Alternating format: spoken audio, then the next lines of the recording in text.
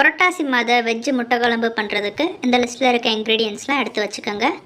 First பன்னீர் எடுத்து நல்லா ஃபைனாக ஸ்லைஸ் பண்ணி அந்த ஸ்லைஸ் பண்ண பன்னீரை மிக்சியில் ஒரு தடவை கிரைண்ட் பண்ணி எடுத்திங்கன்னா பன்னீர் இந்த மாதிரி நல்லா சாஃப்டாக வந்துடும். அந்த கிரைண்ட் பண்ண பன்னீரில் கால்வாசி எடுத்து தனியாக வச்சுக்கோங்க. இந்த கால்வாசி பன்னீரில் அரை ஸ்பூன் மஞ்சத்தூள் போட்டு நல்லா பிசைஞ்சு வச்சுக்கோங்க. முட்டையோட மஞ்சக்கருவுக்காக இதை நம்ம தயார் பண்ணி வச்சுருக்கோம். இப்போது மிச்சம் இருக்க பன்னீரில் 2 ஸ்பூன் கார்ன்ஃப்ளவர் மாவு, அப்புறம் தேவையான அளவு உப்பு போட்டு நல்லா பிசைஞ்சு வச்சுக்கோங்க.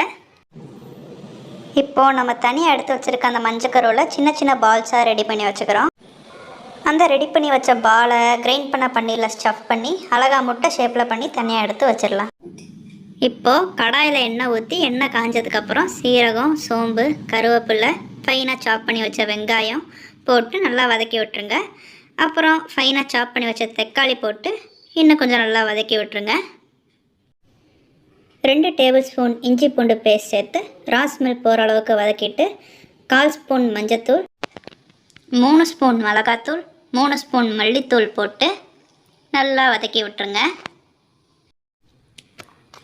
அப்புறம் பாதி ஸ்பூன் கரம் மசால் தூள் போட்டு கொஞ்சம் வதக்கி அந்த கிரேவியோட கன்சிஸ்டன்சி வர அளவுக்கு தண்ணி ஊற்றி தேவையான அளவு உப்பு போட்டு ஒரு 10 நிமிஷம் மூடி வச்சிடலாம்.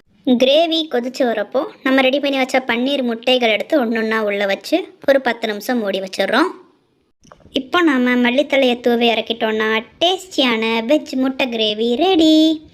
உள்ளே கட் பண்ணி பார்த்தா கூட ஒரிஜினல் முட்டை மாதிரியே இருக்கும்.